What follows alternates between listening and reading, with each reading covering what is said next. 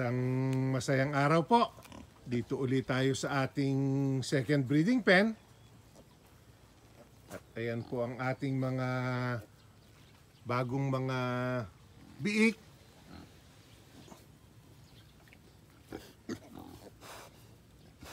Kasama po ang kanilang mga mama pigs. Ito po yung mga nakatira sa ating gawang linto. Dito lang po sa may gilid ng bakod. Nagsama-sama po sila dito. Yan po, una natin nang magkakasama sila. 4 po ang inahin.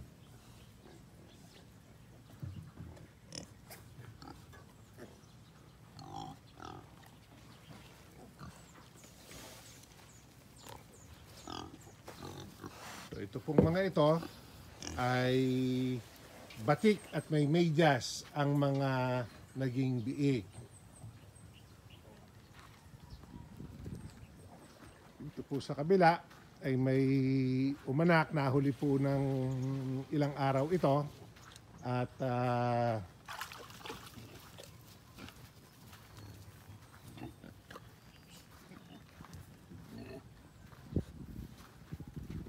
yan po, may guhit po ang isa niyang biik. So apo po ni Mulpot ang ating inahin. Pero hindi po Mulpot ang ating inahin. Galit. Kaya, yan po ang ating malalaking biik ay nandito sa kabilang pen. Papasok din po ako mamaya para maipakita ng maigi sa inyo.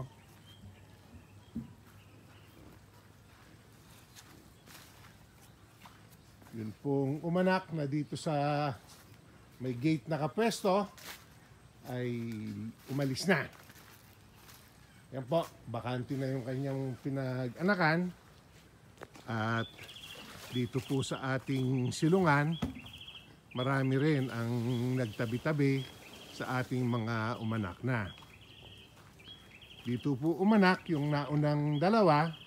Ang mga biik pong makikita nyo ito ay mga 1 linggo lang po ang pagitan mula nung isilang yung mga nauna hanggang sa ipakikita ko po mamaya yung pinakahuling isinilang. May umaanak po ng 10, may umaanak po ng 6. 6 nga yung pinakamababa nito, no?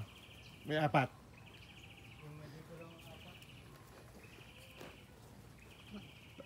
Yung pong may isang umanak po na 4 ang kanyang anak.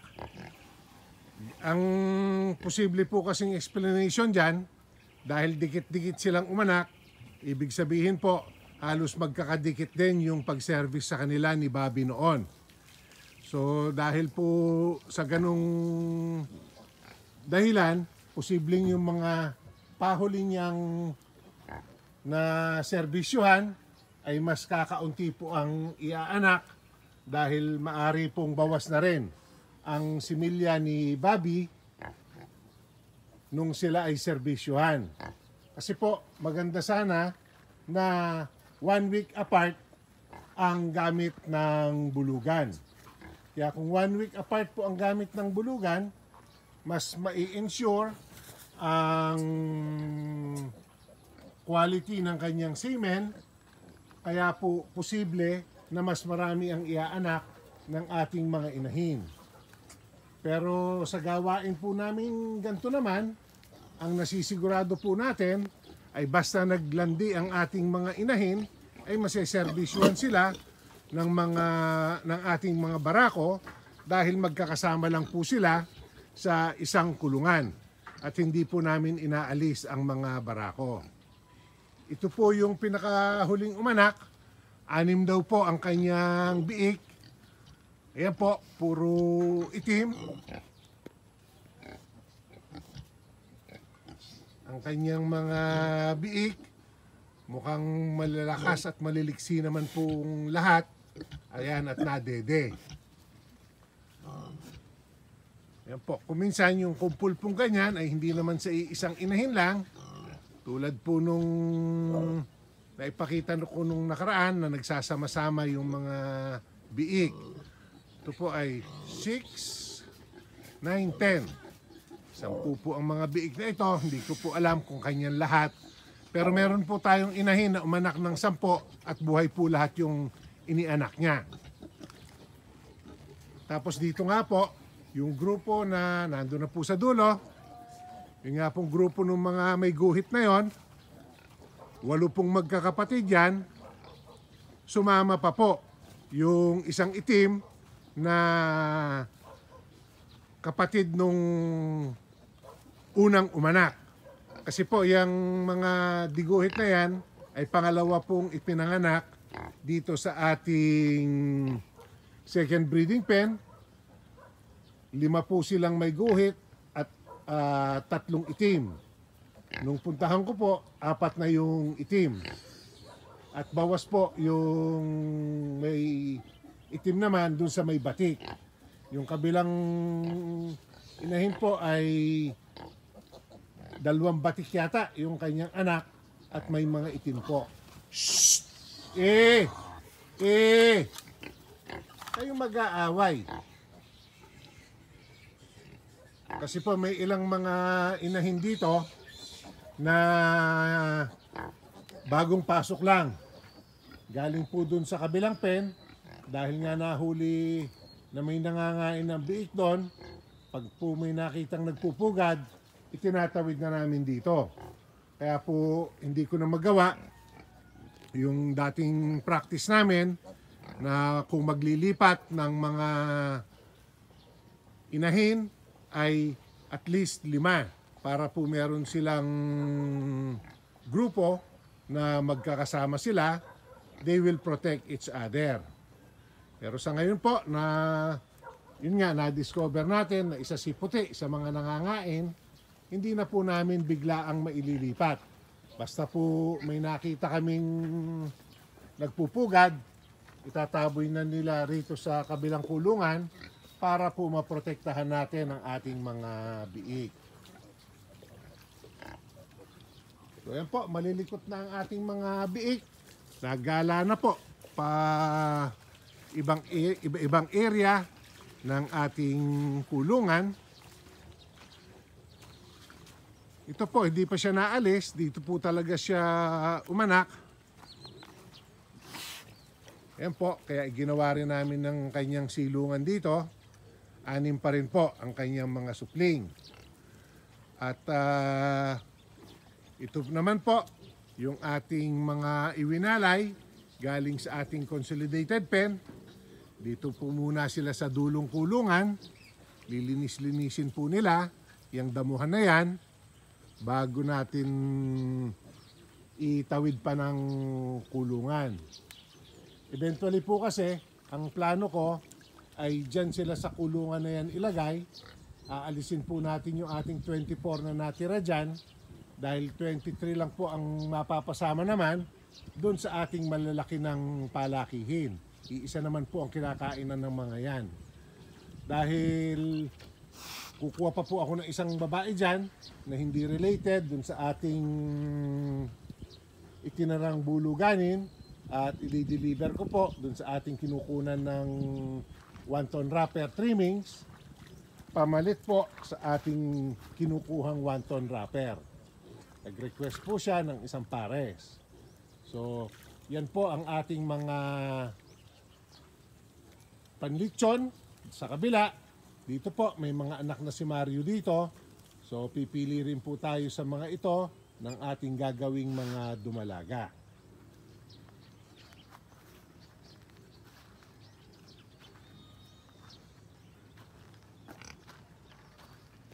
So, ito po ang ating second breeding pen na expansion area.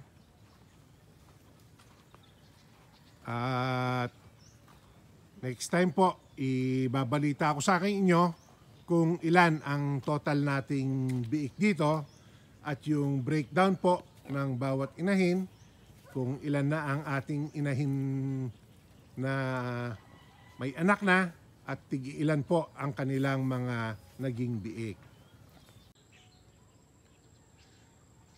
Ito po ang ating original na area ng ating second breeding pen. Ito po yung ating mga biik na natrabaho na kapunan na po at naturukan ng ivermectin. Hindi pa po natin natuturukan ng hog cholera at ng Respissure dahil kulang po ang supply. Baka po sa isang linggo ay may darating daw. Nagbili na po ako na 2 bote ng Respissure at 3 bote ng hog cholera para po may magamit tayo. Ayan po si Mr. Rocco ng aamoy-amoy at si Puti po ang kanyang inaamoy naman. Alaisipan pa po sa akin kung bakit nangain si Puti dahil mabait naman po siyang baboy at busog naman po sila. Sagad naman po ang ating pakain sa ating mga alaga dito. At ito nga po si Pula, nagpapadede lang po siya. Hindi po namin nakita ang kanyang mga biik. At nung nalaman ko nga po na may nangangain, ay isa yon sa pumasok sa isip ko na umanak siya at inubos po yung kanyang mga naging biik ng ating mga kanibal dito po sa second breeding pen. So identified naman po natin, iwawalay po muna natin ang dalawa at saka ako na po didesisyonan kung ibebenta ba o kakatayin namin ang ating mga kanibal. Kasi po duda ako na nare-rehabilitate ang cannibalism. May mga nagsasuggest po na iwalay, paanaking mag-isa muna at obserbahan. Posible pong gawin namin yon, pero sa ngayon po hindi pa ako nakakapag-desisyon kung ano ang ating final na gagawin sa ating mga inahin. So yan po, mas kakaunti ang ating mga alaga dito, pero kailangan na po sanang maturukan ng Respissure ang mga ito. At dun po sa labas, may isa tayong inahin na iwinalay kasi po mahina yung kanyang hind legs. Nagtanong po ako sa mga kaibigan kong may mga commercial piggery at mga veterinarian. Pinatuturukan po sa akin ng calcium supplement. 4 na araw na po naming natuturukan ng calcium supplement. Malakas naman po siyang kumain. Mas nakakagalaw-galaw na siya, pero hindi pa po siya full mobility. Kaya hanggang hindi po siya full mobility ay hindi muna namin ipapasok dito. Tinuturukan po namin ng 8 to 10 cc ng DCM araw-araw. So yun po ang isinuggest na gamot, DCM. Ano daw po yon? Dahil calcium supplement, nakakatulong po sa pagpapagatas at nakakatulong din po sa mga naglulumpong ganyan.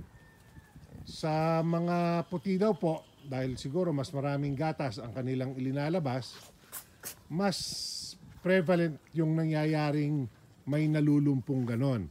Either sa pagbubuntis o sa pagpapadede. So, pero sa native po kasi, ngayon ko lang nakita yon. Kaya, ang kinakausap ko po, yung mga vet store at yung kaibigan kong mga may commercial piggery, dahil naghahalo po sila ng sariling feeds, usap po ako na makakuha rin ng calcium supplement sa kanila na feed additive. So, dahil po yung inahin na yon, yung nalumpo, siyam po ang biik nun. At buhay lahat yung siyam. So marami po ang nadede sa kanya. At pwera po doon, medyo maliit lang ang kanyang katawan. Kaya po baka nadideplete ang kanyang calcium store sa kanyang katawan. Kaya po naglumpo. So yun po ang isang isosolve kong problema. Magsusupplement na rin po tayo ng limestone or ng iba pang calcium supplement na pwedeng ihalo natin sa feeds. Yan po, maliliksi naman ang iba pa nating mga alaga rito. At si Senyor Rocco po ay active naman na nagpapatrol. Lagi nga po siya doon sa may gate sa kabila roon. Pag po naka 3 linggo na yung ating mga biik doon sa kabilang kulungan, papapasukin ko na po si Rocco doon. Dahil usually po, yun ang panahon na mag-uumpisa na uling maglandi ang ating mga inahin. Kaya po doon sa ating first breeding pen ay may 2 na tayong umanak. Puti. Puti. Ba't ka nangangain puti? Bait ka pa naman. So yan po yung kanyang anak na nag-iisa. Pero dinededehan po siya ng iba pang mga biik. Doon po sa ating first breeding pen, balik lang po ako sa topic ko, may 2 na po tayong umanak at may mga heavy pregnant na po tayo doon. At kung maaalala ninyo, April po, nung may unang umanak doon na si Kalinga, pero si Kalinga po ay hindi pa naanak. I-update ko rin po kayo sa mga anak doon sa ating first breeding pen pag dumami na po ang kanilang mga isinisilang na biik. Ayan po si Senyor Rocco. Binabalikan yata si Puti. In-hit ka na ba, Puti? Ha? 3 weeks pa lang yung mga biik mo, di ba? So, yan po. Dito ko na po tatapusin ang ating video for today. Maraming salamat po sa inyong laging pagsama. Please share, like, and subscribe.